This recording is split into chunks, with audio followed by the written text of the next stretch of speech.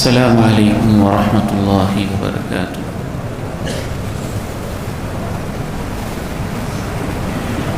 الحمد لله رب العالمين، الصلاة والسلام على أشرف الأنبياء وخاتم المرسلين. أشهد أن لا إله إلا الله وحده لا شريك له، وأشهد أن محمدًا عبده ورسوله صلى الله عليه وعلى آله وصحبه وسلم. اللهم صل على محمد وعلى آل محمد كما صليت على إبراهيم وعلى آل إبراهيم إنك حميد مجيد. اللهم بارك على محمد وعلى آل محمد كما باركت على إبراهيم وعلى آل إبراهيم إنك حميد مجيد.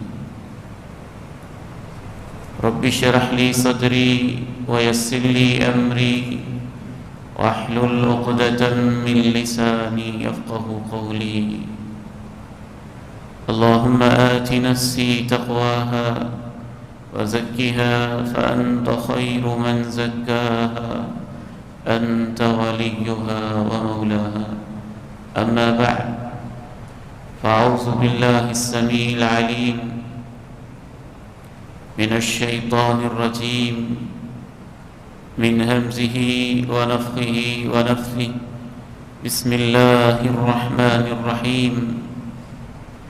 وَلَنَبْلُوَنَّكُمْ بِشَيْءٍ مِّنَ الْخَوْفِ وَالْجُوعِ وَنَقْصٍ مِّنَ الْأَمْوَالِ وَالْأَنفُسِ وَالثَّمَرَاتِ وَبَشِّرِ الصَّابِرِينَ الَّذِينَ إِذَا أَصَابَتْهُم مُّصِيبَةٌ قَالُوا إِنَّا لِلَّهِ وَإِنَّا إِلَيْهِ راجعون. أولئك عليهم صلوات من ربهم ورحمة وأولئك هم المهتدون. وقال عز من قائل سبحانه وتعالى: واستعينوا بالصبر والصلاة. وقال عز من قائل سبحانه وتعالى: فصبر جميل والله المستعان على ما تصفون. وقال عز من قائل سبحانه وتعالى: إن الله مع الصابرين. وقال عز من قائل سبحانه وتعالى: والله يحب الصابرين. وقال سبحانه وتعالى: ولربك فاصبر. قرآن مجید میں اللہ تعالیٰ نے کم و بیش 100 مقامات پر صبر کا تذکرہ کیا ہے. صابرین کے واقعات بیان کیے، انسانوں کو صبر کا حکم دیا ہے. امام ابن قیم الجوزیہ رحمہ اللہ تعالی ارشاد فرماتے ہیں کہ جس طرح انسان کے جسم میں اس کے سر کی اہمیت ہے، جسم سے سر کو کاٹ دیا جائے تو پیچھے دھڑ رہ جاتا ہے، جیسے جسم میں سر کی اہمیت ہے ایسے ہی دین میں صبر کی اہمیت ہے. اگر انسان سے صبر کا ہاتھ اور صبر کا دامن چھوٹ جائے تو اس میں دینداری، ایمانداری نہیں رہتی ہے. بعض سلف صالحین کہتے تھے کہ ایمان 2 چیزوں کا نام ہے، صبر اور شکر. اگر آپ میں یہ 2 چیزیں ہیں تو آپ میں ایمان ہے. اگر یہ دو چیزیں نہیں ہیں تو آپ ایمان سے محروم ہیں، تہی دامن ہیں، یا آپ کا ایمان بہت ناقص ہے۔ صبر کسے کہتے ہیں؟ امام ابن قیم الجوزیہ رحمہ اللہ تعالی ارشاد فرماتے ہیں، 3 چیزوں کا نام صبر ہے۔ حبس النفس یعنی الجزع، دل میں گھبراہٹ، بے چینی، اللہ کی تقدیر اور فیصلوں سے ناراضگی، یہ نہ کیفیت نہ ہو۔ واللسان عن الشکوى، زبان پہ اللہ کی شکایتیں نہ ہوں، ہائے میں مر گیا، میں تباہ ہو گیا، میرے ساتھ اللہ نے کیا کر دیا۔ اور تیسری چیز والجوارح، اور اپنے عمل سے، اپنے ہاتھوں سے، اپنے جسم سے بھی وہ کام نہ کریں جس سے اللہ کے فیصلوں کے سامنے شکوے کا انداز پایا جاتا ہو۔ غصے میں آ کے اللہ کے کسی فیصلے پہ ناراض ہو کے اپنے گریبان کو چاک کر لینا، اللہ کی لکھی ہوئی تقدیر اور اس کے نوشتے پہ ناراض ہو کے اپنے رخساروں کو پیٹنا، اللہ سے ناراضگی کا اظہار کرتے ہوئے اپنے بالوں کو منڈوا دینا۔ تو امام ابن قیم الجوزیہ رحمہ اللہ نے صبر کی بہت خوبصورت تعریف کی۔ دل میں آپ اللہ کے فیصلے پہ ناراض نہ ہوں، زبان پہ شکوے نہ ہوں، اور جسم سے ایسے انداز نہ ہوں جن سے آپ اللہ کے کسی فیصلے پر ناراضگی کا اظہار کر رہے ہوں۔ بندے کا تو امتحان ہی صبر اور شکر میں ہوتا ہے۔ زندگی کا جو حال بھی ہے، یا آپ صابر ہیں یا شاکر ہیں، ان 2 حالتوں سے آپ باہر نہیں نکل سکتے۔ اگر آپ نعمتوں سے فائدہ اٹھا رہے ہیں تو شکر واجب، تکلیف اور مشقت ہے تو صبر واجب۔ بلکہ امام ابن تیمیہ رحمہ اللہ نے تو یہاں تک لکھا ہے کہ بعض حوالوں سے پورے دین کا خلاصہ، ایمان کا خلاصہ صبر ہے۔ اس لحاظ سے صبر کی 3 قسمیں ہیں۔ اللہ کی اطاعت کے لیے بھی صبر چاہیے۔ ٹھٹھرتی سردیوں میں، دسمبر جنوری کے مہینے میں جب باہر شبنم گرتی ہو، ہاتھ کانپتے ہوں، گرم رضائی کو چھوڑنا، لحاف کو اتارنا، یہ صبر چاہتا ہے۔ اور صبر کی یہ سب سے عظیم قسم ہے، سب سے عظیم قسم ہے۔ نافرمانی سے بچنا یہ بھی صبر کے ساتھ ہی ممکن ہوتا ہے۔ بنی سمری عورت، دروازے بند، نگاہوں سے اوجھل، اور وہ آپ کو برائی کی دعوت دے اور آپ صبر کر جائیں کہ نہیں، مجھے اللہ سے ڈر لگتا ہے۔ الصبر عن المعاصی، یہ صبر کی عظیم ترین قسم ہے۔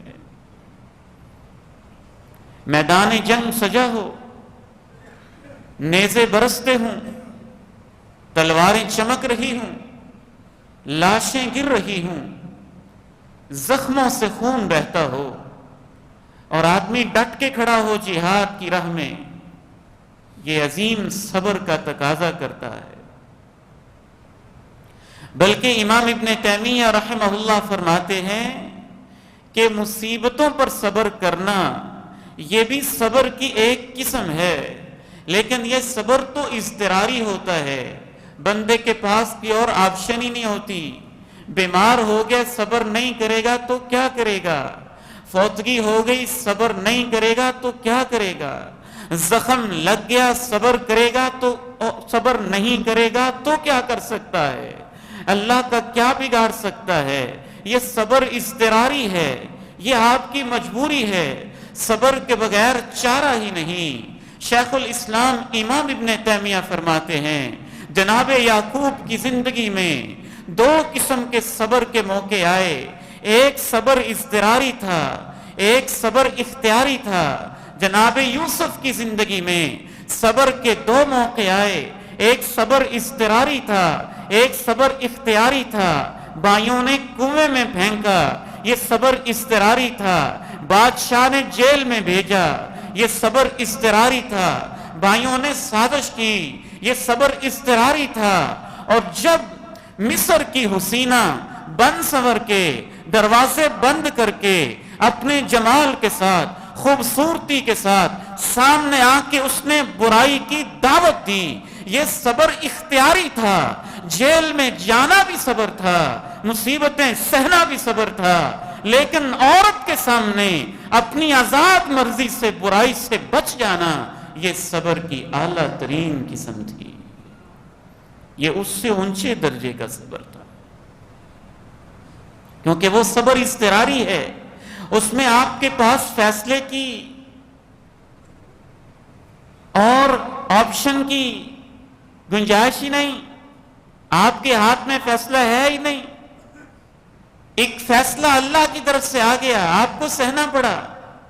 یہاں فیصلہ آپ کے ہاتھ میں ہے اور آپ پھر بھی اس برائی سے بچ رہے ہیں۔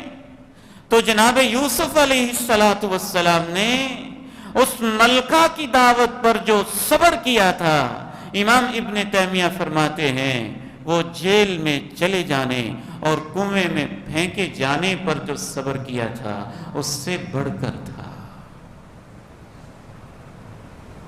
اللہ رب العزت نے صبر کو دین کا بنیادی حصہ قرار دیا ہے۔ امام ابن قیم الجوزیہ رحمہ اللہ تعالی ارشاد فرماتے ہیں صبر سے پھر باقی خوبیاں انسان کے اندر پیدا ہوتی ہیں۔ میدان جہاد میں جو دشمن کے سامنے آپ ڈٹ جاتے ہیں یہ صبر کی قسم ہے، اور اس قسم کو شجاعت کہتے ہیں، بہادری کہتے ہیں۔ ایک عورت کی برائی کے سامنے جو آپ برائی سے بچ جاتے ہیں یہ بھی صبر کی قسم ہے۔ صبر کی اس قسم کو عفت اور پاک دامنی کہتے ہیں۔ جب آپ کا پیٹ حرام بھرنے کو چاہتا ہے جی اور حرام سے آپ بچ جاتے ہیں، یہ بھی صبر کی قسم ہے۔ اور صبر کی اس قسم کو زہد کہتے ہیں۔ جب آپ کو کوئی غصہ دلائے اور آپ کا دل چاہے کہ میں اس کو ناکوں چنے چبوا دوں اور جو کچھ اس نے مجھے کہا ہے اس کے مقابلے میں 10 گالیاں سنا دوں، یہ بھی صبر کی ایک قسم ہے۔ اور صبر کی اس قسم کو حلم اور برداشت کہتے ہیں۔ جب جنازے اٹھ رہے ہوں، میتیں اٹھ رہی ہوں، بیماریوں نے گھیرا ہو، تو یہ بھی صبر کی ایک قسم ہے۔ اور صبر کی اس قسم کو ابتلا، امتحان، آزمائش کہتے ہیں۔ اس ایک قسم کے حوالے سے چند ایک باتیں میں آپ کے سامنے عرض کرنا چاہتا ہوں۔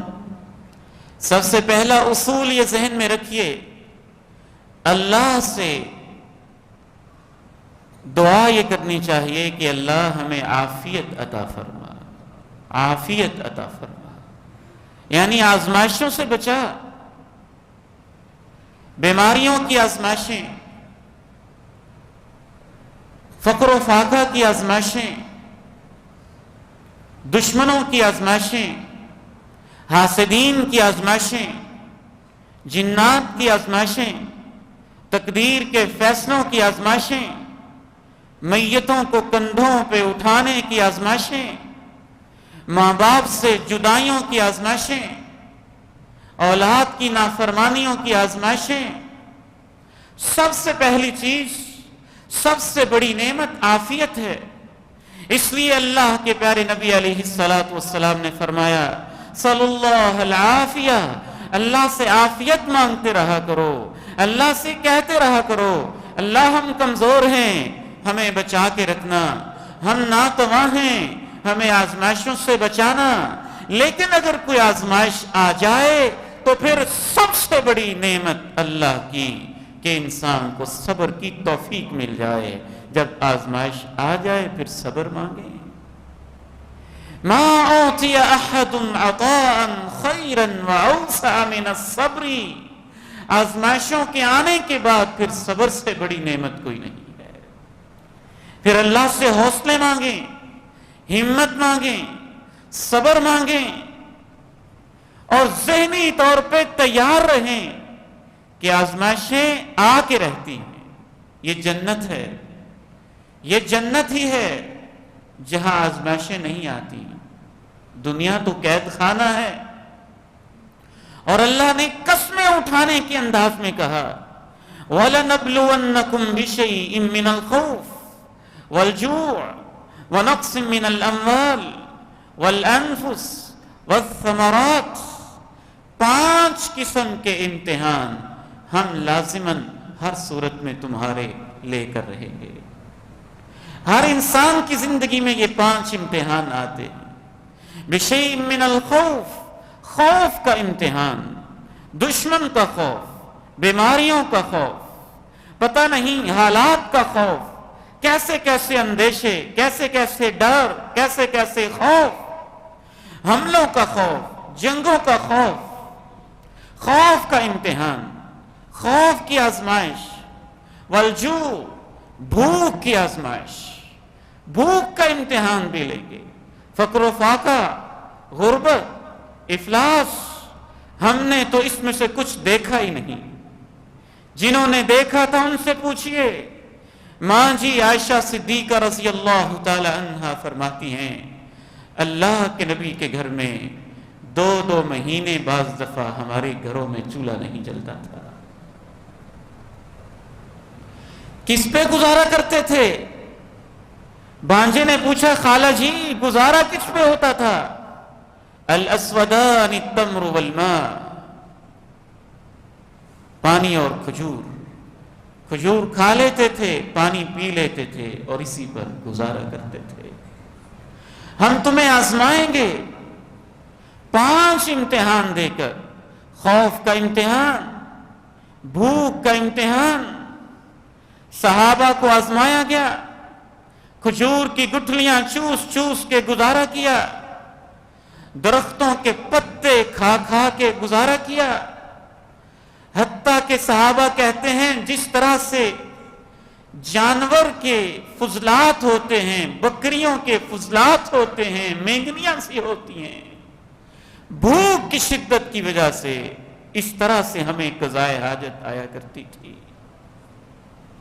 آزمائیں گے تمہیں خوف کے ذریعے، بھوک کے ذریعے، نقص من الاموال، تجارت میں، مال میں، کاروبار میں لاسز، نقصانات، کمی کے ذریعے، پروفٹ میں کمی کے ذریعے، والثمرات، پیداوار جو زرعی اجناس ہیں، پھل ہیں، فروٹ ہیں، گندم ہے، جو ہے، مکی ہے، پیداوار میں کمی کے ذریعے، والانفس والثمرات، جانوں میں کمی کے ذریعے، جانوں میں کمی، کبھی کوئی بیماری، کبھی کوئی عالمی بحران، کبھی کوئی جسم میں تکلیف، کبھی آنکھوں سے محرومی، کبھی کانوں کی سماعت سے محرومی، کبھی ٹانگ کا کٹ جانا، کبھی انگلی کا کٹ جانا، کبھی بینائی سے محروم ہو جانا، کبھی سماعتوں کا بھاری ہو جانا، کبھی آنکھوں کی بینائی سے ہاتھ دھو بیٹھنا، کبھی سارے ہی سارے اعضاء سے بڑھاپے کے اندر محرومی کی زندگی بسر کرنا، کبھی پھر بیماریاں اور تکلیفیں، اور کبھی کسی کا ویسے ہی دنیا سے اٹھ جانا۔ ہم یہ 5 قسم کے امتحان تو تمہارے لے کر ہی رہیں گے۔ جس کا امتحان نہیں ہے سمجھ لیں اس کا ایمان بڑا کمزور ہے۔ یہ اللہ کی مہربانی ہے کہ مضبوط ایمان والوں کے امتحان بھی سب سے مضبوط لیتا ہے، اور ہم جیسے کمزور ایمان والوں کے امتحان بھی چھوٹے چھوٹے کر دیتا ہے۔ اگر ہمارے امتحان بھی صحابہ جیسے ہوتے تو ہم تو کب سے ایمان سے ہاتھ دھو بیٹھتے۔ اس کائنات میں جتنا کوئی عظیم ہے اتنا ہی بڑا امتحان ہے۔ اس کائنات میں سب سے عظیم ہستی اللہ کے پیغمبر کی ہے، اور سب سے زیادہ امتحان بھی آپ کی ذات کا ہوا ہے۔ یہ غلط فہمی ہے آپ کی، گمراہی ہے آپ کی کہ آپ ہر ایک شخص پہ ایک جیسا فتویٰ لگاتے ہیں۔ جس کو مصیبت میں دیکھا جھٹ سے فتویٰ جڑ دیا، کیا ہوگا کوئی گناہ، کیے کی بھگت رہا ہے؟ نہیں، ہر دفعہ انسان کیے کی نہیں بھگتتا۔ کبھی کبھی وہ اس محبوب سے جب اس کی محبتیں انتہا کی ہو جاتی ہیں تو پھر اپنے محبوب کی محبتوں کا امتحان لیتا ہے۔ نبیوں کو سب سے زیادہ محبتیں تھیں، امتحان ان کے سب سے زیادہ ہوئے۔ ایوب کا امتحان کوئی چھوٹا امتحان تھا؟ جناب ابراہیم کا امتحان کوئی معمولی امتحان تھا؟ ان پہ آنے والی آزمائشیں کوئی معمولی آزمائشیں تھیں؟ گھر سے نکل جانا، بیاباں صحرا میں اولاد کو ٹھکانے دینا، بیٹے کی گردن پہ چھری چلانا، بادشاہ کا تعاقب سہنا، نارے نمرود کے اندر کود جانا، کچھ چھوٹے سے امتحان تھے؟ جناب موسیٰ فرعون کا تعاقب، تنگی ترشی کی زندگی کچھ چھوٹا امتحان تھا؟ جناب عیسیٰ یہودیوں کی عدالت میں ناجائز مقدمے اور پھر سولی کے فیصلے کچھ چھوٹا امتحان تھا؟ جناب زکریا بیت المقدس کے سامنے پتھروں کی بارش اور ان کو سہ لینا کچھ چھوٹا امتحان تھا؟ جتنے بڑے نبی تھے اتنے ہی بڑے امتحان تھے۔ نبیوں میں سب سے بڑے نبی ہمارے پیارے نبی علیہ السلام تھے۔ آپ کی زندگی میں تو وہ امتحان آئے کہ سارے امتحان ہی اکٹھے ہو گئے۔ تانے سہنا، پاگل ہے مجنون ہے، کچھ چھوٹا امتحان تھا؟ جادوگر ہے، کچھ چھوٹا امتحان تھا؟ گالیاں سہنا، غیب کی خبریں دیتا ہے، کاہن ہے، کچھ چھوٹا امتحان تھا؟ اس کو کوئی دماغ کا مسئلہ ہے، یہ سہنا کچھ چھوٹا امتحان تھا؟ طائف کی وادی میں پتھروں کی بارش کچھ چھوٹا امتحان تھا؟ چہرے انور پہ نجائز تھوکنے کی ناپاک جسارت کچھ چھوٹا امتحان تھا؟ ابو لہب کا اپنے بیٹوں سے کہہ دینا دور جاہلیت میں جو نکاح ہوا تھا، اور طرح طرح کے ظلم، اور آپ کی بیٹیوں تک اس امتحان کا چلے آنا کوئی چھوٹا امتحان تھا؟ پھر اپنی آنکھوں کے سامنے اپنے ساتھیوں کو زخموں میں چور دیکھنا، وہ نرم دل پیغمبر اپنے سینے پہ کیسے پتھر رکھ کے بلال کو دیکھتے ہوں گے کہ میرے بلال کو مکہ کی گلیوں میں گھسیٹا جا رہا ہے، سینے پہ پتھر رکھا جا رہا ہے، جسم زخموں سے چور ہے۔ یہ دیکھنا کوئی آسان کام نہیں تھا۔ اپنے پیاروں کو آزمائشوں میں دیکھنا نرم دل انسانوں کے لیے بعض دفعہ اس کی اتنی تکلیف ہوتی ہے جتنی تکلیف اپنی آزمائشوں کی نہیں ہوتی ہے۔ اللہ کے پیغمبر نے یہ سارے امتحان سہے۔ اللہ رب العزت نے سب سے پہلی وفادار بیوی خدیجہ طاہرہ مطہرہ رضی اللہ تعالی عنہا وارضاہا، ایسی وفادار بیوی جس نے اپنا مال بھی نچھاور کیا، اپنی جان بھی نچھاور کی، اپنی ناموس بھی نچھاور کی، اپنا سب کچھ قربان کیا، ہاتھوں سے روٹیاں پکائیں، اپنے ہاتھوں سے خدمت کی، خاوند کے سامنے پیش کیا، دنیا کی کوئی لالچ نہ رکھی۔ وہ عظیم ترین خاتون جس کے بارے میں اللہ نے فیصلہ کیا کہ انسانی تاریخ میں اس امت کی سب سے عظیم عورت ہے تو خدیجہ طاہرہ ہے، جس کو آسمانوں سے اللہ نے پیغام بھیجا، جبریل امین آئے، کہا خدیجہ آج عرش سے اللہ نے بھیجا ہے، اللہ آپ کو سلام کہتا ہے۔ اللہ کا سلام بھی قبول، اور میری طرف سے بھی سلام قبول کیجئے۔ اور اللہ نے کہا ہے مبارکباد دے دو خدیجہ، یہ عارضی دنیا جب ختم ہو جائے گی، جنت میں تیرے لیے وہ محل تیار ہے جہاں تیری ساری تھکاوٹیں دور ہو جائے گی۔ اس بیوی کی میت کو دیکھنا کوئی چھوٹا امتحان تھا، اور وہ بھی اس ماحول میں جب مکہ میں یہ اکیلی ہی ساتھ دینے والی تھی، سارے ہی پتھر برسانے والے تھے، اور یہ اکیلی ہی چادریں دینے والی تھی، سارے ہی تانے دینے والے تھے، یہ اکیلی ہی حوصلے دینے والی تھی، سارے ہی تیر برسانے والے تھے، اور یہ اکیلی ہی دلاسے دینے والی تھی۔ اس خدیجہ کی میت کو دیکھنا کوئی آسان امتحان تو نہیں تھا۔ پھر اس خدیجہ کے بطن سے اللہ نے بیٹے دیے، قاسم، ابراہیم، عبداللہ، 3 یا 4 بیٹے، طاہر و طیب، تینوں ہی بیٹے زندگی ہی میں ان کی لاشیں اٹھائیں۔ اللہ کے پیغمبر کا یہ بھی امتحان ہوا، کوئی ایک بھی جوانی کی عمر کو نہ پہنچ سکا۔ 4 بیٹیاں دی رب کریم نے، ایک ایک کر کے واپس ہوتی چلی گئیں۔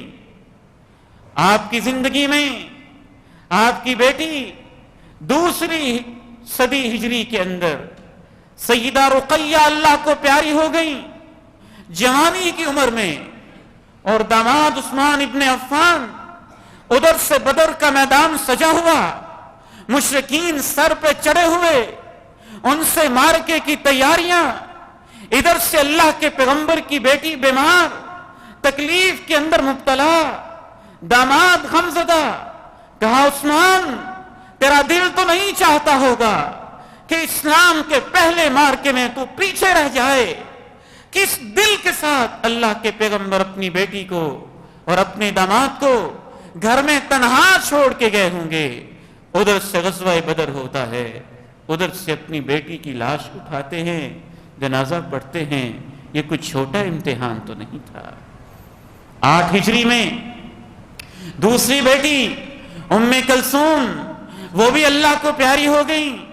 9 ہجری میں تیسری بیٹی سیدہ زینب رضی اللہ تعالی عنہا، وہ بھی اللہ کو پیاری ہو گئیں۔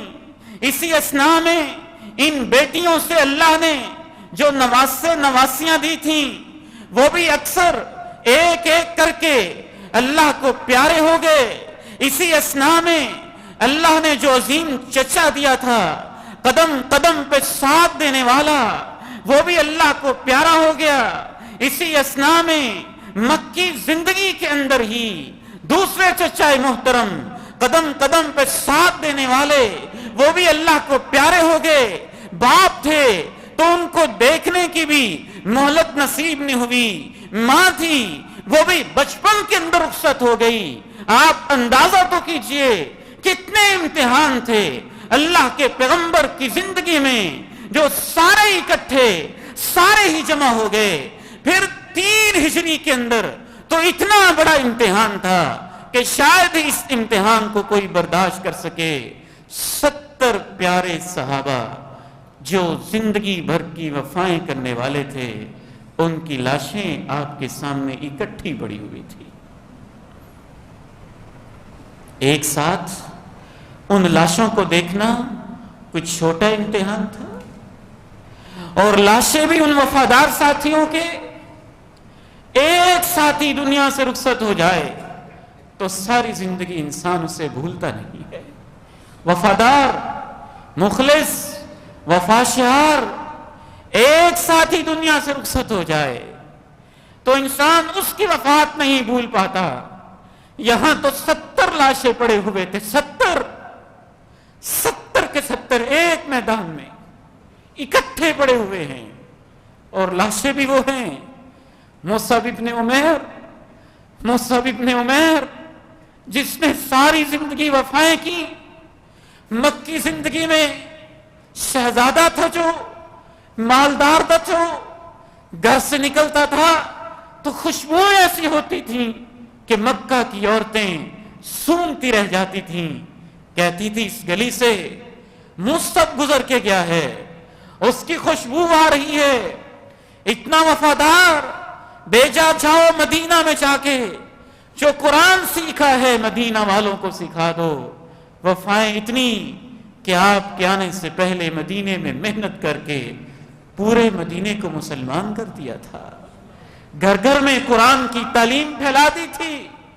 اس کا لاشا بھی سامنے پڑا ہوا ہے، اس کی لاش بھی سامنے پڑی ہوئی ہے، اور حالات ایسے ہیں کہ تنگی ترشی ایسی، ابھی تو مکہ کو چھوڑ کے آئے ہیں، 2 سال ہی تو گزرے ہیں، ابھی تو دوسرا سال پورا بھی نہیں ہوا، لٹا پھٹا ہوا یہ قافلہ اگر چادر چہرے پہ دیتے ہیں، سر پہ دیتے ہیں تو پاؤں ننگے رہ جاتے ہیں، پاؤں پہ دیتے ہیں تو سر ننگا رہ جاتا ہے۔ ان کا لاشا بھی سامنے ہی پڑا ہے۔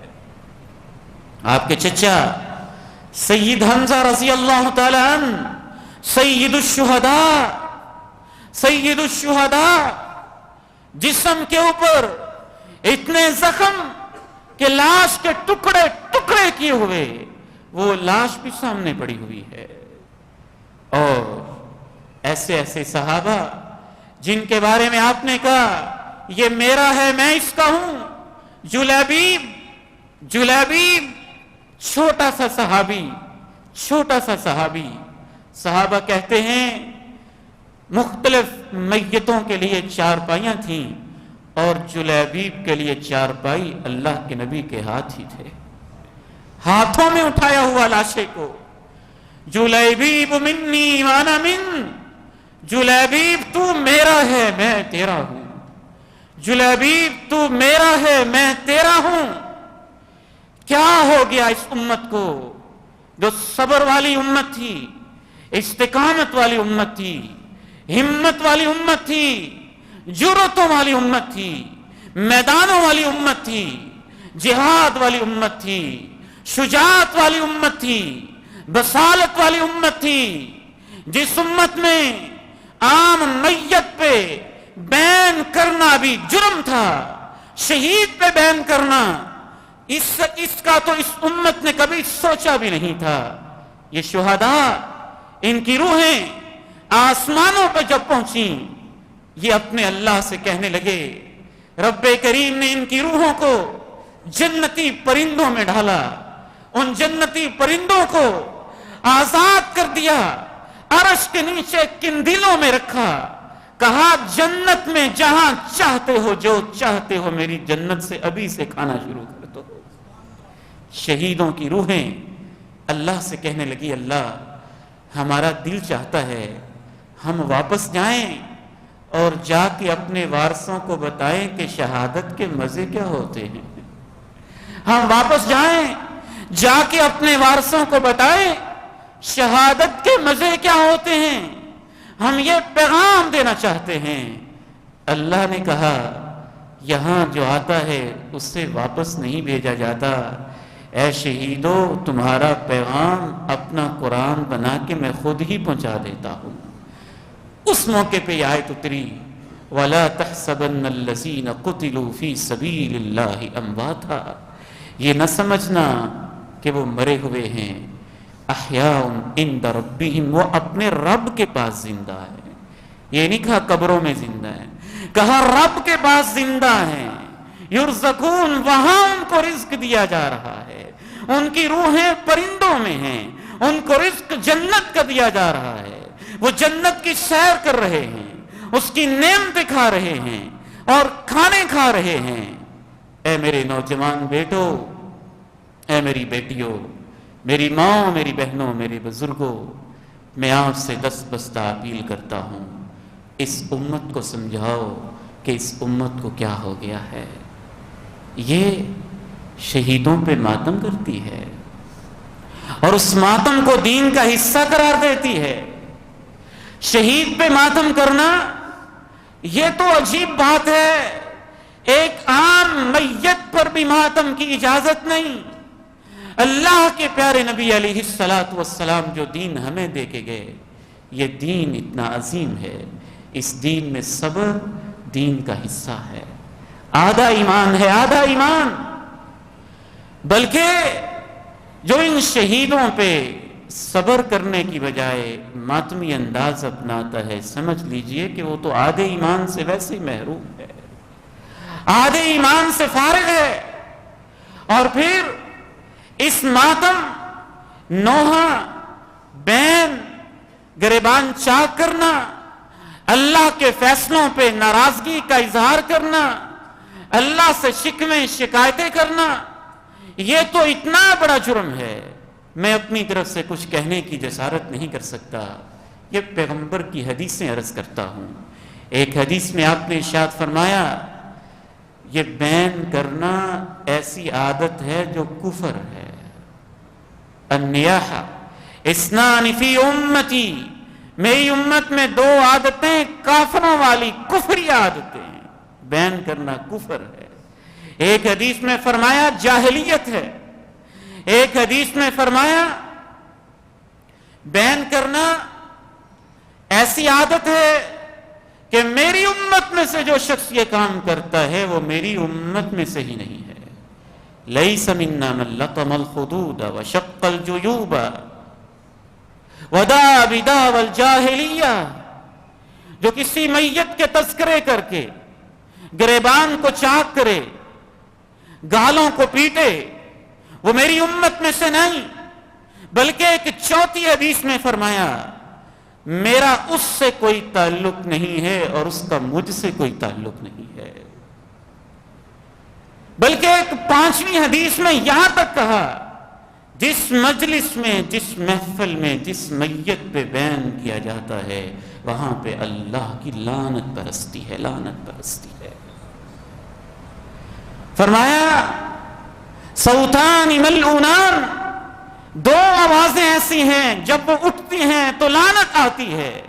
ایک آواز رنت عند مصیبہ، مصیبت کا تذکرہ کر کے بین کرنا، ومزمار عند نعمہ، اور نعمت پا کر باجے بجانا۔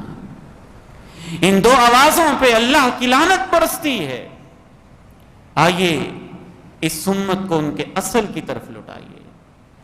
نہ یہاں مدعی ہے، ایک مسئلہ تھا جو 100 سال پہلے، 1400 سال پہلے، 600 سال پہلے، 1000 سال پہلے کامن سینس کو استعمال کرے ہوا۔ مدعی بھی دنیا میں نہیں، مدعا علیہ بھی دنیا میں نہیں، اور ایسی عدالت بھی نہیں جو مدعی کو اس کا حق واپس کر دے، اور ایسی عدالت بھی نہیں جو مدعا علیہ کو اس کی فوری طور پہ موقع پہ سزا سنا دے۔ اس مسئلے کو لے کر امت کو تقسیم کرنا، ابو بکر صدیق، عمر فاروق کے اوپر آوازیں کسنا اور گالیاں دینا، یہ کہاں کی عقل مندی ہے؟ یہ کون سا دین ہے؟ کس اہل بیت نے یہ سبق دیا ہے؟ اللہ کے پیغمبر کے گھرانے میں سے کوئی ایک ایسا موقع تو بتائیں۔ یہاں تو ہم نے وہ لو لاشیں اٹھائے جو سیدنا حسین رضی اللہ تعالی عنہ، اللہ کی قسم ہمیں جنت کے ان شہزادوں سے نہ صرف یہ کہ محبت ہے، ہم تو جنت کے ان شہزادوں کو جنت کے نوجوانوں کا سردار مانتے ہیں۔ ان شہزادوں نے اپنے باپ کی لاش بھی تو دیکھی تھی نا، علی مرتضیٰ کی شہادت بھی ہوئی تھی نا، تو ذرا ان کی زندگی سے سبق تو سیکھو کو کیسے پھر اس کو برداشت کیا تھا۔